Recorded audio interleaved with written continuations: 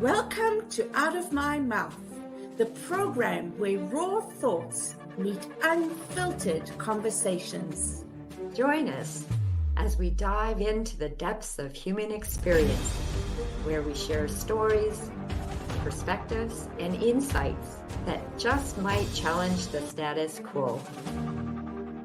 Get ready to laugh, cry, and ponder the world around you like never before.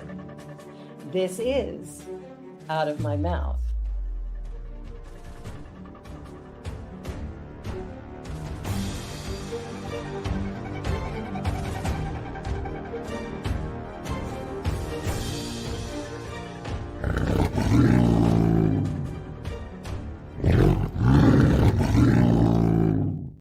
The views and opinions of our guest and hosts do not necessarily reflect those of New Thought Media Network, or any organization we may be affiliated with. Here at New Thought Media Network, we welcome freedom of speech and courageous conversations. There are many topics that can be difficult to navigate. Challenging the status quo and engaging in lively debate is important to expanding our understanding of one another, and life in general. Creating a peaceful world doesn't happen because no one disagrees, it happens from a willingness to understanding one another. In our programming, we strive to expand consciousness and assist people in creating remarkable lives. Your comments are welcome at info@ntmedia.org.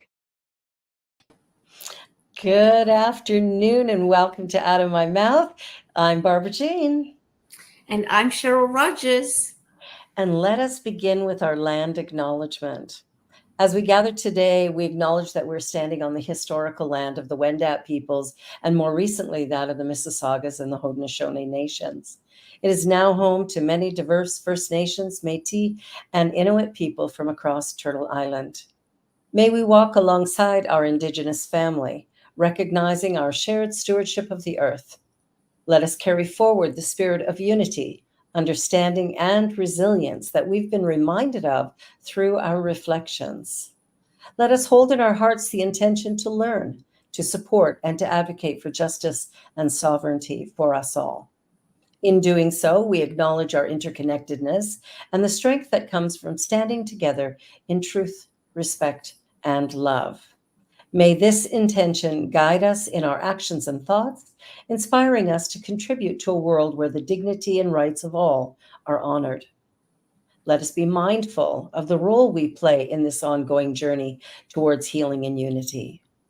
And by making this acknowledgement, we strive to be allies and take an active part in reconciliation by honoring the land, the history, as well as the unique heritage and culture of the Indigenous peoples. This fosters our commitment to create a world that works for the highest and best good of all life. Please take a moment to acknowledge your personal commitment to the land you are on and the path you choose to walk going forward.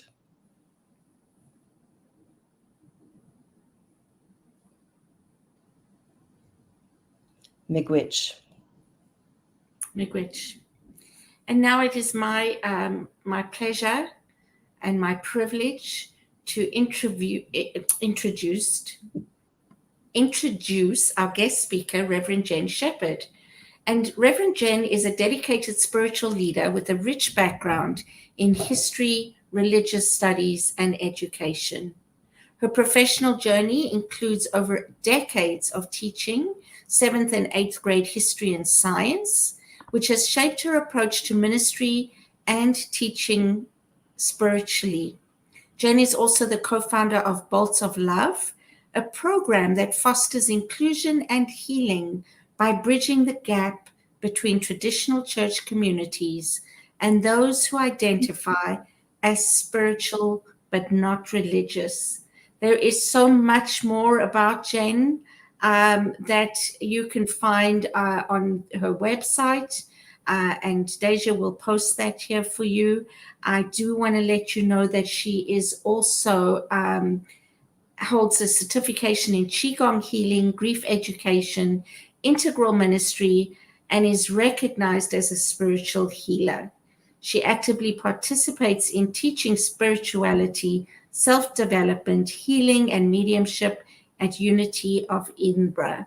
So welcome, Jenn. Welcome, Hello. Jen. So good to have you here. Thank you so much. It is really great to be here. Mhm. So I was just at a convention with Jenn, and we got chatting, and we decided to do this as a last minute thing. And I'm so excited, Jenn. Thank you for saying yes. It's exciting. I'm used to doing things that are pre-recorded, so out of my comfort zone we go. So here we go. Isn't that what it's all about Really? stretching our Yeah. comfort zone? It really, really is. Yeah, and I love because at the beginning with your video, I mean that's what it's all about, right? Is Yeah. saying it in the moment and knowing that you can have a Yeah. conversation. Yeah. Absolutely. I love that. I love that. It's a journey. Yes, it is. Yeah. And that's why it's called Out of My Mouth. And that's why we also have that disclaimer, because, you know, what comes out of my mouth is something that's not always, how can I say, Accepted by YouTube. yeah, accepted by YouTube. Thank you. We got taken, one of our shows got taken down during that time that we mentioned the C word. And The pandemic. Don't talk about the pandemic. Wow. yeah, I know. Isn't that crazy? Mm. Yeah, so we were going to talk today about perceptions, interpretations, and definitions, and how our life experience really impacts the lens that we filter through, how we see things, how we interpret things, how we explain things, and how we respond to things. Exactly. It all boils down to awareness. Mm-hmm. Yeah. Mm-hmm. So, And do you want to elaborate a little bit more about how that happens? How that happens in awareness? Well, how our perceptions are formed from different areas from of our birth, life. really, from birth. I mean, we interpret the best way we can interpret for the stage of our life that we're at. You know, like growing up, we have different stages. As adults, we can choose or not to choose to keep growing and expanding and healing and moving, or, you know, but especially as children, when those stages are so apparent, you know, we don't always have the tools to interpret things too close to what they really are. And we can take on stories, we can take on perceptions that we can figure out later that you know, and refine them. So like a real simple one to get a hold of is like the tooth fairy. You know, if wherever the tooth fairy is and the tooth fairy is doing its thing, but somewhere along the line we recognize it's not really the way we thought, it's not a magical whatever, it's some human intervention on our caretaker's part to help us through that stage of life by playing the tooth fairy. You know, so but we do that all the time though. Yeah. With everything. And so, you know, right down from our TV shows we watch to the people that we like to walk with and talk with, the you know, the family we grew up in, our nationalities, our culture, our countries, our language, you know, it all feeds into that, on how we decode our life and how in tune we are with our own bodies, and whether we're listening to our bodies or not can bring an interpretation. Mm-hmm. Absolutely. I like to think that every event is simply neutral until I look at it. And then based on my life history or where I'm at that given day, I will decide if it's good, bad, or ugly. You know? Yeah. And Yeah. the truth is it's neutral. You Yeah. know, It's like no decision is good or bad. It's what you do with the decision after you made it on how you categorize it later. Mm-hmm. Exactly. Mm-hmm. Yeah. And yeah, absolutely. And that was, I was going to say that speaks to something, and I don't remember what it speaks to, but that's how short my memory is in the moment today. But anyway, we were actually chatting about that today as well. Just before the show, Barbara and I were talking about how things in our lives impact our bodies. Mm-hmm. Right, when we are stressed, when there's a lot going on, it shows up in our bodies, and that's another interpretation of what's happening in our lives and around us. Yeah, I really think sometimes our bodies know what's happening with us way before sometimes our heart and our brain does. I know when I was teaching, there was a couple of things that would happen. It happens now, but it was really apparent while I was in the classroom every day. So I would sometimes get a twitch under my eye and, and think, well, and then once you sit with it, of course, it took me a couple of years, that was a signal for me that, I need to pay attention to what's actually bugging me or stressing me out, that there was something that I was ignoring. And as soon as I paid attention to it, well, then the twitch went away. Right. I know that's a tiny thing, but our bodies say so much to us all the time. Exactly. And instead of listening to it, we take pills. Yeah, it's like, oh, there's a something. Let's just shut it up. Yeah, exactly. Being curious on what's really going on. I know from my Qigong training, there's we learned that different parts of the body can mean different things, and decide if that's what it means for us.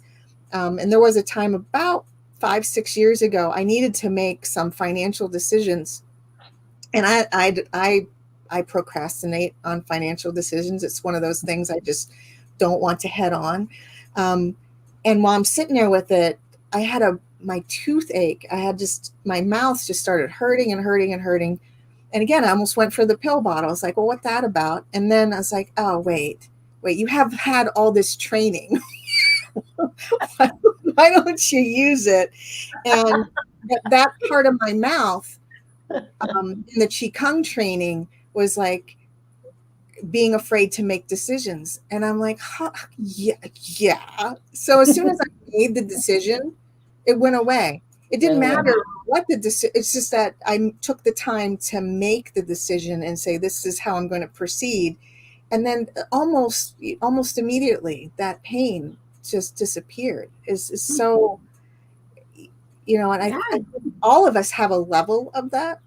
Yes, we do. I remember years ago, I used to get a strained neck all the time. You know, that thing where you just can't turn because everything hurts. And one day, as it was starting, I stopped and went, what were you just thinking about? Like, where were you just?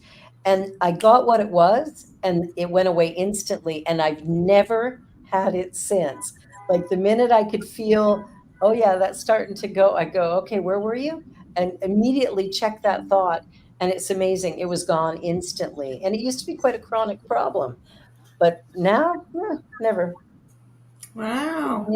Pay That's attention. so interesting. It's so beautiful. Yeah, we want sometimes I think when we're asking for healing or praying for intervention, it's like we have all the answers right there. And do we realize that awareness and internal acceptance that and then you have to sit with it and be uncomfortable with it to figure it out though. Yeah, we do. Yeah. And I'll say me, I'm not always good at that. I don't like pain, I have to say. and I know that it's something I need to work on. Things like headaches. I was going to ask you, my muscle in my shoulder blade, my right shoulder blade, it came and it was stressing me out where I can't even driving, like turn my head properly. And then it went away and now it's back. So what is that? You have to ask yourself, Cheryl. You have the answer. Right? It's like asking ourselves, what is that? Oh, geez. You mean I have to listen to You myself have to again listen to yourself. more? And sometimes, here's the other part of that.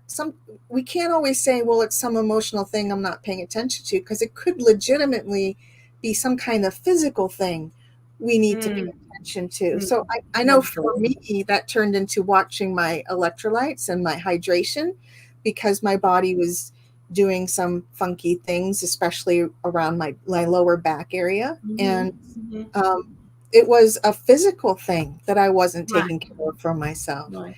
So not I don't know, always to Cheryl, assume. maybe you're not sleeping right. Maybe you need a new pillow. I think that's probably what it is, quite honestly. But yeah, and that's a good thing to note. Don't always assume that this is something that you don't need to have looked at or get attention for, right? Because that wouldn't be good either. So that's a good point. But going back to what did we say? Perceptions and interpretations. I know that you are a spiritualist minister. Is that correct? That's right. That's right. So what does that mean? What does that look like? Well, modern spiritualism is about 150 years old. There's a spiritualist camp near me that's actually the oldest in the world. It's Lilydale. It's about an hour and 20-minute drive from me. And I got to serve there today, so it's right on top of my tongue there. But basically, it dovetails really nicely with the New Thought movement. In fact, there's a book that's written by Anne Gaiman and Ellen Ratner that does a really good job. It's called Self-Empowerment, which is apropos, right? It does a really good job of taking early modern spiritualist writers and thinkers and the New Thought writers and thinkers of the last 200 years, when it really getting moving, and showing how those things are really overlapping. Where New Thought has a lot of language originally in like Christianity, or moving from Christianity to a something else in that understanding, whatever that something else means to you. Spiritualism doesn't necessarily take on any Christian verbiage, although the people, especially modern spiritualism, really sprung out of Abrahamic traditions as well. I think the biggest difference between the two is spiritualism's movement and study of mediumship and what that means for people's growth and connection to all that is, and not shying away from the idea that there's different layers of communication and inspiration with whatever we call the other, the universe, spirits, and then what's involved in there. So to be able to recognize actual memories from those that have passed and loved ones, but also the grander scheme of information that's available through your connection and your growth of your intuition. So there's a settling, a forward settling in spiritualism to say, let's handle this death question and what that's about, and say that there is continuity of life, and that we can study that, move forward with it, and study it, meaning even in scientific realms, right? Because it's a cross between science and philosophy and intuition. It doesn't just claim itself as a religion. Does that make sense? But it says, once we settle this death question and say, yes, there's movement, there's always movement, there isn't an end, well, then we can fully live life. We can embrace everything there is here, because that is off the table. And here are the reasons we know, and this is how we connect to that. So for me, that's the draw for spiritualism, is that we just take care of that question. And then the study of things like mediumship, again, if we talk about this whole idea of perceptions, mediumship is not just, I want to talk to a dead somebody, right? In fact, it's not that. Mhm. It's how do I understand my connection to all that is and move forward with that in life, right? And Mhm. how do I expand my connection and awareness so that I can move into wholeness and healing so that I can express my talents, my talent base, my gifts, however you want to frame that, best in this life in service to each other. So, Mhm. I moved from, well, I didn't move. I'm still a spiritualist, but I'm serving a unity community, and they asked me to be there. So we dovetail so nicely, Mhm. but I think sometimes the word mediumship is what hangs people up, and to understand that it's not just, oh, somebody can talk to a dead person. It's yes, but so much more. And I think if, in the perceptions and the decoding of that word, um, it's really the same as what everybody else is doing, Mm. right? Mm. In under that framework, Does that Right. make sense? Yeah, I think you explained it quite beautifully how it ties in, with new thought, thinking, and you said you mentioned something about it started with Abrahamic tradition, and I was like, oh, what's that? It sort Oh, of tweaked my ears. so it's any religion that uses Abraham and what we would call the Old Testament as a Yeah. base, which there's a lot. There's more than Christianity, right? Yes. But Yes. that movement in that Abrahamic tradition, especially in the Western world, I mean, it permeates society, not just religion, but in the way we view even our morals and beyond that. So, does that make sense? So, Yeah. uh, So how does that relate to spiritualism? um, okay, it depends on how far back you want to go, but in terms Okay. of modern spiritualism, which started in the United States in New York, is where modern spiritualism started in Hydesville. Um, there is nobody in that framework of the United States that doesn't have some kind of Abrahamic framework. I mean, unless you're an indigenous personality, I don't Mhm. know that you don't have some kind of framework there. So that's how they would. So a lot of the early, and even now, I mean, honestly, if you go to some of the services, you can see real remnants of like a Methodist or a Lutheran or an Episcopalian framework in order to move into that hour of sharing um, and lesson, or all of that when people come together on a Sunday or whatever. And Mhm. um, what for me, in fact, where Bolts of Love started was recognizing that, but also recognizing this disconnect for people now, at least in my geographic area. I'll just speak from my experience here. There's a lot of people that even if they grew up with those, Christianity or Abrahamic traditions or, whatever, um, they don't feel, oh, wow. I'm sorry, I'm just watching the screen change.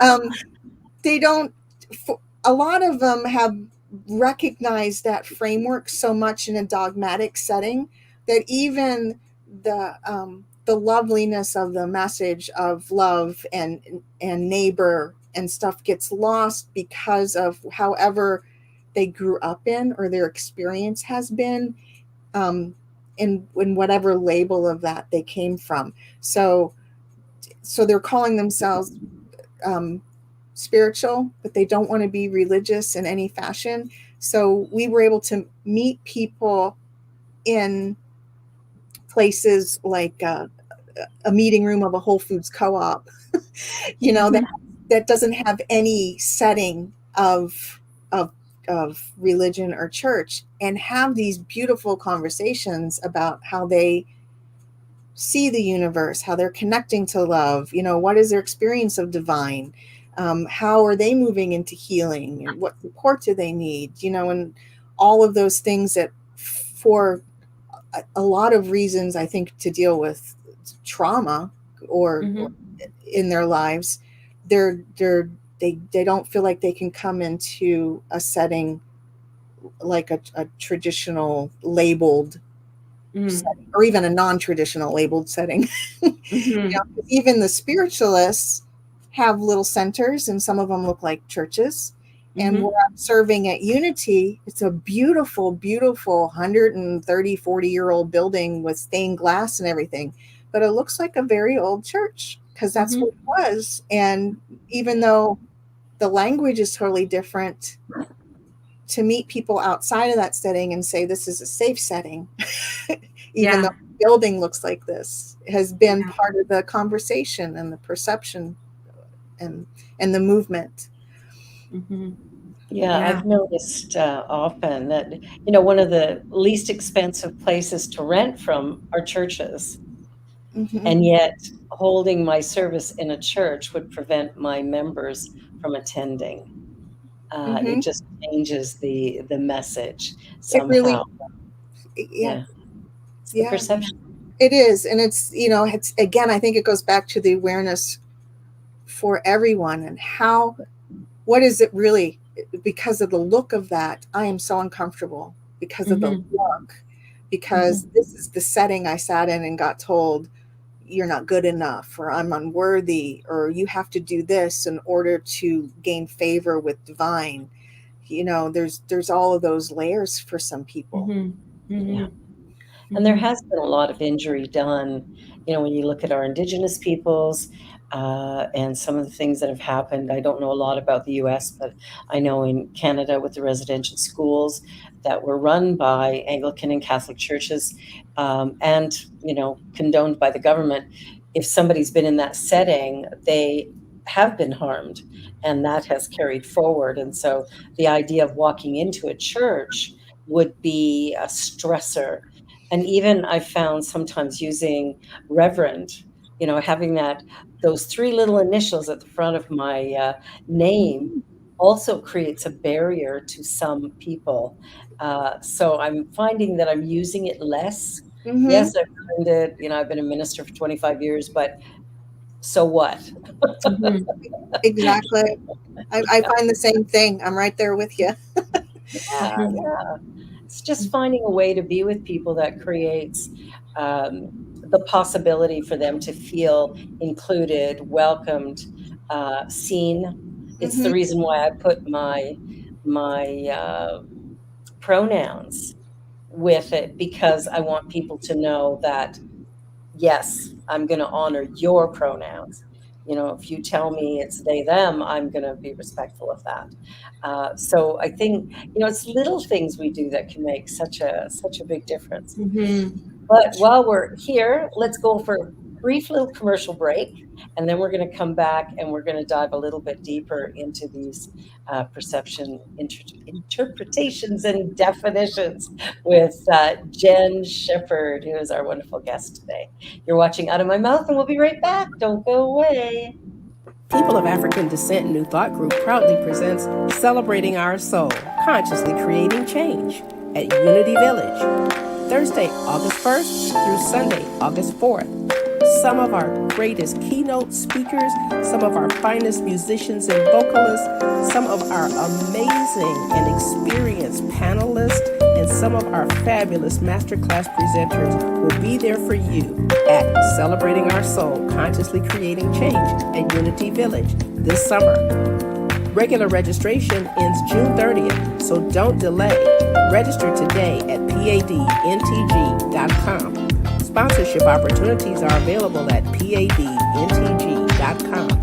Volunteer opportunities are available at padntg.com. Go there now, padntg.com.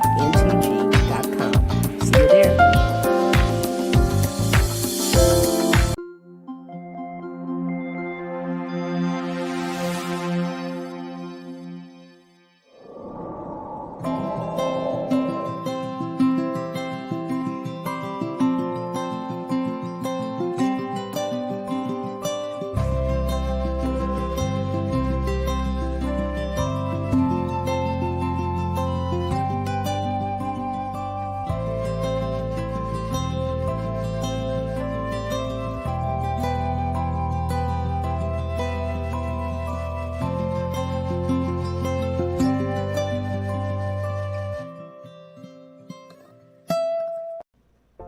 Please help us say thank you to our organizational sponsors, including the Hepperlin Foundation, Affiliated New Thought Network, International New Thought Alliance, Science of Mind Archives and Library Foundation, Center for Spiritual Living Denver, Center for Spiritual Living Midtown, New Thought Philadelphia, Planned Happiness Institute, Summit Center for Spiritual Living, One Heart Retreats, Center for Spiritual Living on the Lake, Unity Spiritual Center Kitchener, Om Center for Spiritual Living La Mesa, Satya Center, Center for Spiritual Living North Jersey, Unity of Savannah, and Center for Spiritual Living Seattle, as well as all of our individual donors. Thank you for making New Thought Media Network a place to be. Please come be you. And remember, like, share, and subscribe. New Thought Media Network, positively inspiring. And we're back. So, all right, Cheryl, where are we going next? Well, I'm intrigued to talk a little bit more about spiritualism, if that's okay. Yeah, that's fine. So, because, something you said, Jen, and I've thought about this as well. There's two questions I want to touch on, because I know that people are curious about connecting with loved ones on the other side. So that's the one area. The other one for me is, I've often thought, in New Thought, we teach oneness, one power, one presence everywhere. That doesn't mean that there aren't any other dimensions or beings in other realms. When I say that it doesn't mean that, I'm not saying it means that. I'm saying it's a possibility. Is that not a possibility? Yes, and I also think it's still the one. Well, it's all part of the one. That's my whole thing. Yeah, it's all part of the one experiencing itself. Exactly. Yeah, there's a quote I love. It's from an old science fiction show, but based on Carl Sagan. But it's, we are the universe made manifest, trying to figure itself out. And every now and then, the universe does need a change of perspective, which accounts for the all, because those are the different perspectives. I recently started using a fish tank metaphor, if you'll indulge me for a moment. Yes. for what you're talking about. So we know what a fish tank is, right? And it has all kinds of stuff in it. The fish and the bacteria and the algae and the food and the rocks and the, whatever is there. And if we took a little pipette or a dropper and took suck some up from the fish tank, would the stuff in the dropper be the stuff in the fish tank? And most of us would recognize it's the same, right? So I'm going to take my dropper and I'm going to have 10 slides, because I want to look at it under a microscope. And I drop. Now, are each of those 10 drops going to look exactly the same under the microscope? No, but they came out of the one fish tank, right? Yes. Now I'm going to let them out for a little bit, and they're going to soak up the atmosphere, and they're in different parts of the room. So by the time I come back to them, are they even going to look like what they did when I took them out of the fish tank? No. Now I'm going to gather them all up with my little pipette, and I'm going to put them back in a fish tank. Okay, so they were individual drops that had an individual experience, and I'm going to gather them all up, and I'm going to put them back in the fish tank. Are they still the original fish tank? There's still part of it there, but they also have part of whatever was in that individualized experience, right? Yes. So if I were to look in the fish tank, though, after I dropped them back in, would I be able to pick out those exact drops again? No. So all our individual experiences gets spread out across the one. Does that make sense? It does to me. And so my question goes back to, again, does that mean that it's all in this dimension? Is Well, like, well, no. I do you mean, know if what I we take mean? the fish tank again, you could Yeah, lift up a rock and find a whole other thing that you didn't even see. So there's stuff that you can see, there's stuff that you can't see, there's stuff that you can only see if you've lifted up, moved it around, went through, and there's right, right. precedent. So there are works out there that talk about what what a medium has gleaned from their experience on what the unseen, what all those layers you're talking about Hmm. they look like. Here's the rub with that, though. Just like we talked about at the beginning, it comes through our own filter. So even when we're totally connected to other in a space, even if we're considered like an Edgar Casey in total trance with that, or something, or silver birch, or everything still runs through our humanness to be decoded.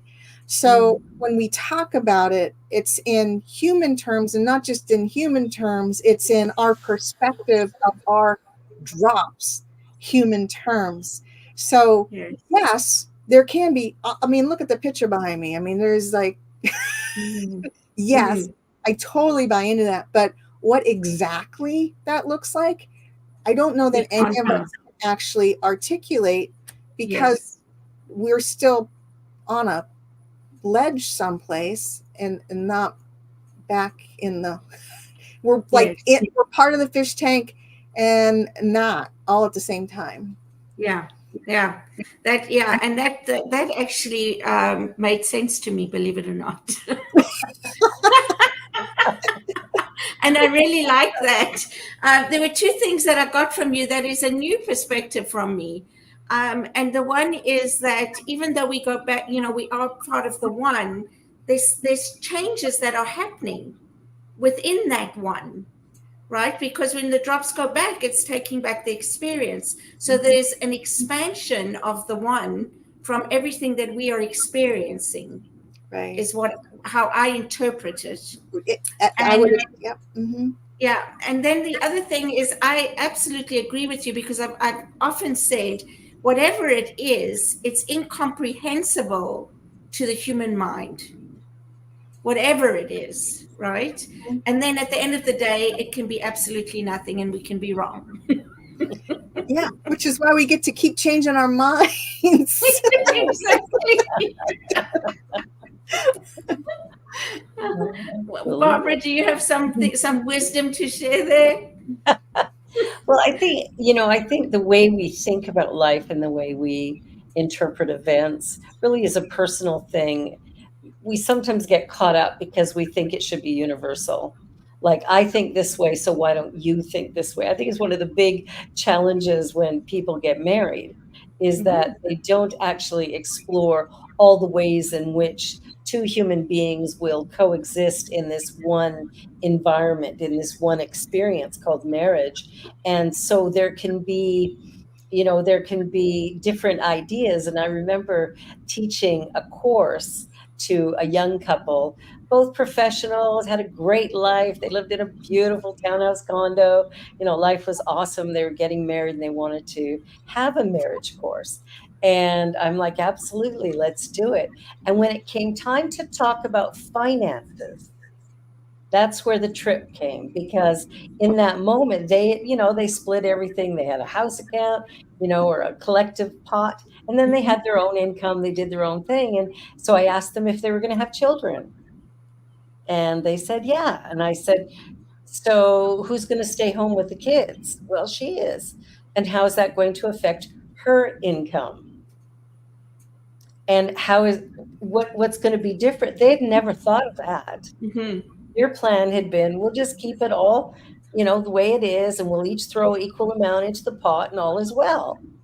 And they were like, whoa. And so they had to sit back and really take a look at their interpretation of what they thought married life would be like, with the changes that are inevitable. They're going to come. And it was a really positive experience for them, but also for me to just walk them through all of the different ways that life can show up.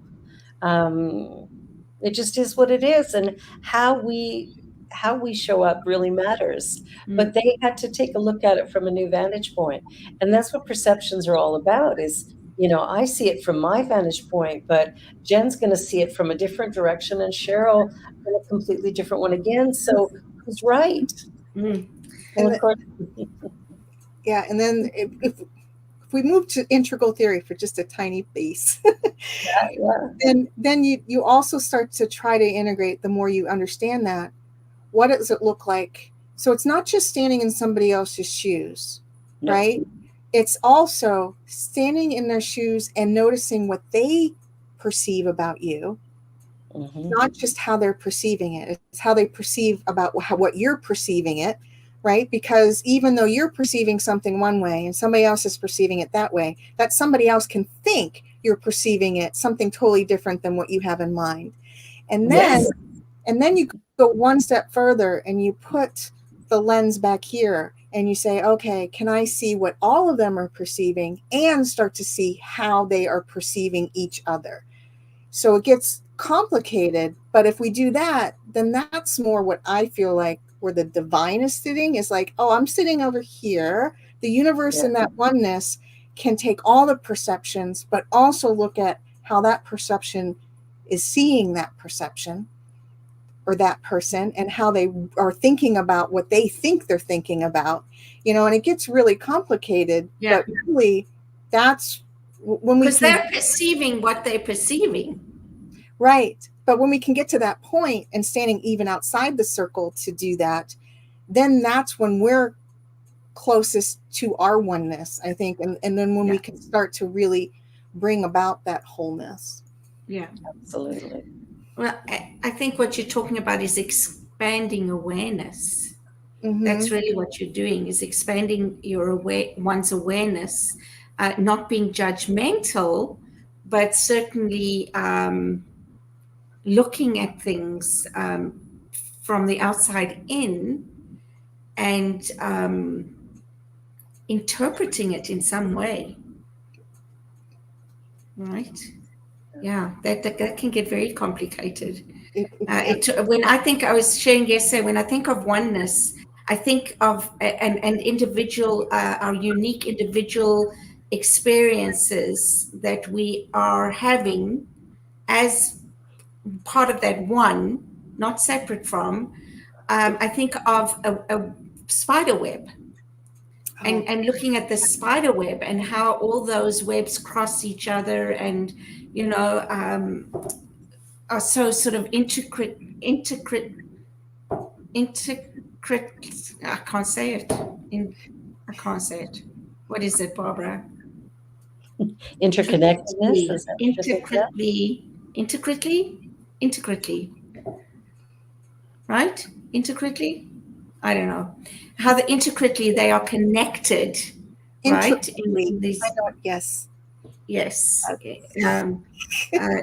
And that always fascinates me, and I think about that, and it makes me also think about this whole thing. We used to say 6 degrees of separation, and I'm like, oh my goodness, if I start looking at that web now, it's like we're 3 degrees of separation, or none, because we're all one. right? Yeah, exactly. But in that web of oneness, that unique experience.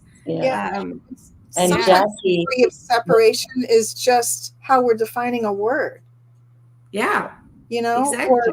Or you could be saying one thing and I could be saying another, and we think we're different, but then when we define the words, we find out, oh, we're saying the same exact thing. Yeah, exactly. And Jackie has a question for you, Jen. Could you discuss the quantum living process? Oh, sure. So the quantum living process, I have the binder sitting next to me. The research is like this, thick research. It was brought together by doctors Gary and Jane Simmons, the program. They were able to formulate all this research into moving from our perceived stories into a truer story. So some people call that shadow work, working with our shadow. It's and then it's not just like So it's actually tackling, what is this perception I have about myself and where did it come from, right? Right down to tiny things like, why did I just get so stinking angry that person cut me off in the road? Why did I act in that way from this anger? What does that tell me about me? To bigger things like, okay, so for example, about a year or so ago, I did just like super tear out, re-clean of my kitchen. You tear everything out and you scrub everything and you find all the stuff that you didn't know you had and all the lids and all the things. Well, in doing that, in one of these cabinets, there was this bug nest, which is not what you want to find. But I went into a tizzy of, oh my God, I'm a terrible mom. I'm not good enough. Why is this bugs in my house? Why did I know? Oh my goodness, everything's going to come crashing. I mean, I just went like, whoosh, So in using this quantum living process for that, and there's a longer explanation here, but what I was able to discover was that around the time I was like 8-10 years old, my aunt's children had brought home lice from school. Now that's a normal thing. Things happen, right? But I can remember being in the hallway because she lived in an apartment at the time. So I was in a hallway with other adults and hearing adults talk about, oh, she just can't get it together. Look at how bad her house is. That, all the things that judgments that happen. I didn't even remember that incident. And the incident wasn't even directed at me, but I was in the midst when I was not old enough to decode a lot, in a way that was sustainable for me. Then somehow it left the impression of, if there's bugs in your house, you are not a good mom. Right?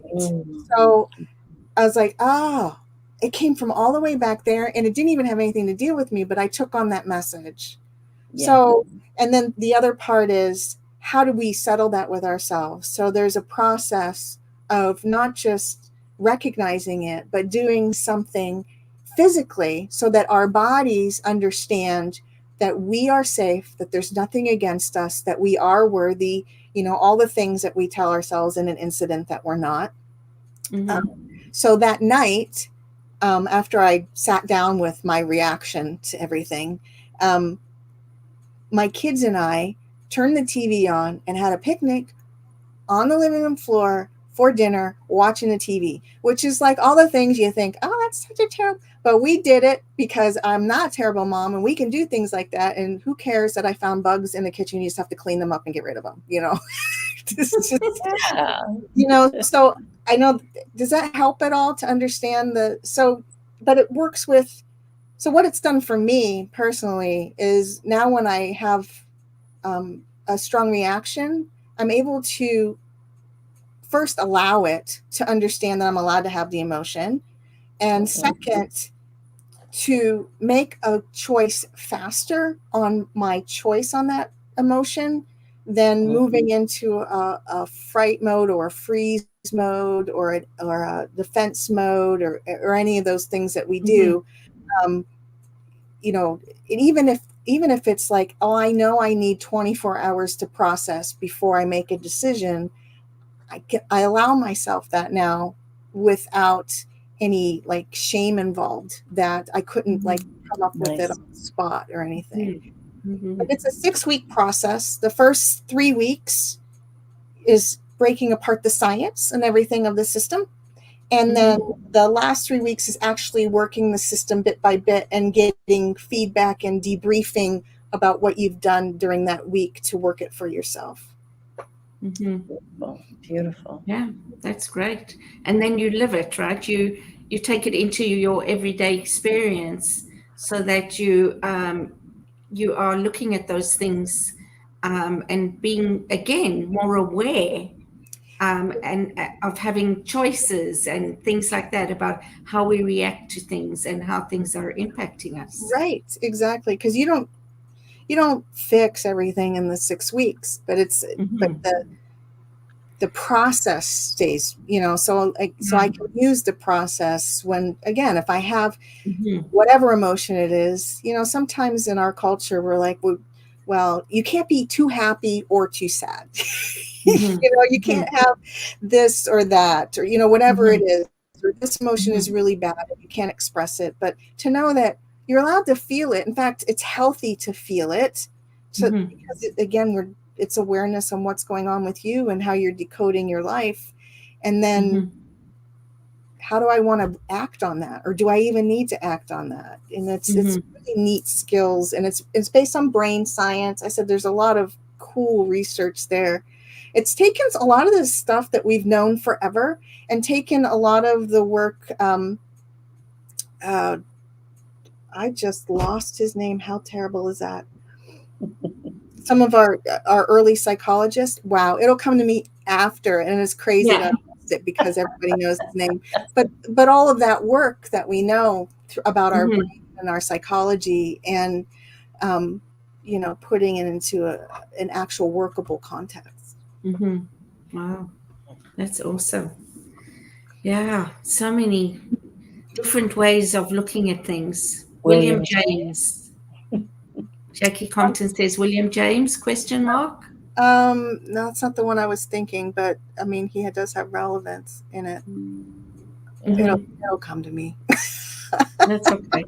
That's okay. I quite understand those moments myself. I usually get the awareness about 3 a.m., so I'll give you a phone call. Yeah. That's Or just after the show, you'll go, oh, that's his there name. it is. That's okay. You can go onto YouTube and put a comment in. Yeah. Yeah, I'll have to do that because everybody be like, wow, you know who that is?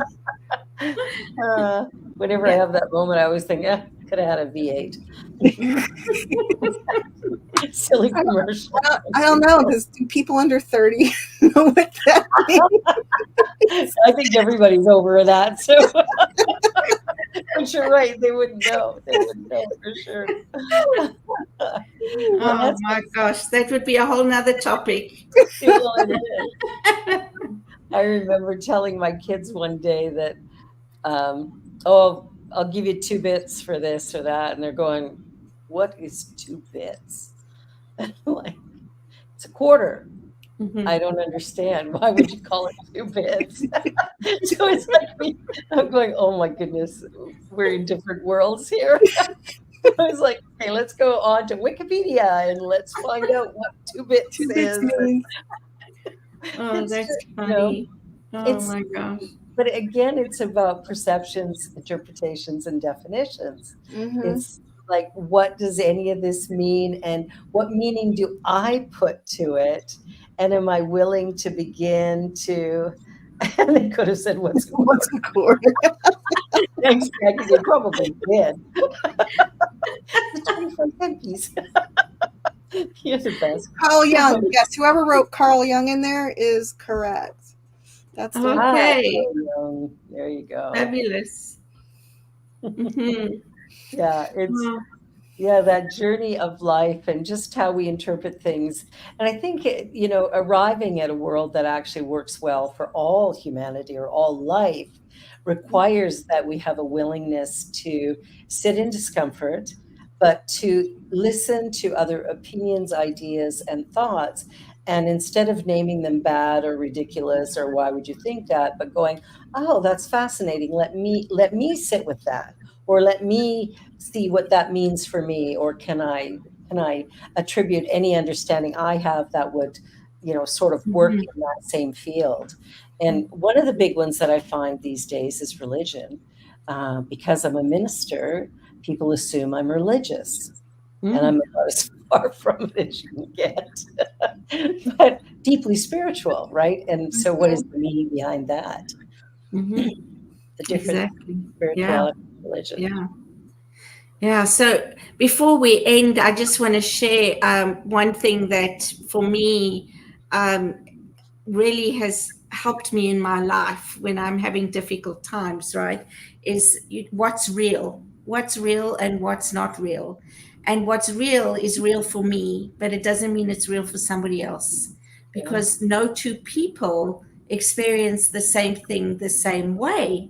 So knowing that no, anybody else in my situation would experience this totally differently to the way I am, or interpret it differently to the way I am. So therefore, this too shall pass, and it's okay.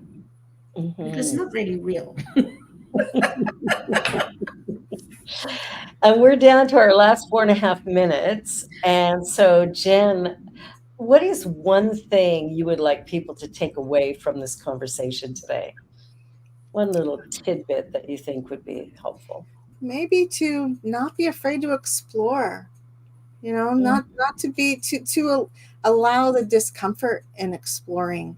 I know I started reading a lot of blogs, especially like Humans of New York is a good example, where it's just all different kinds of people, and it's whatever they said in the moment, and sometimes you don't have any context for it, so you can just sit in whatever that means, and know that it meant something to that person.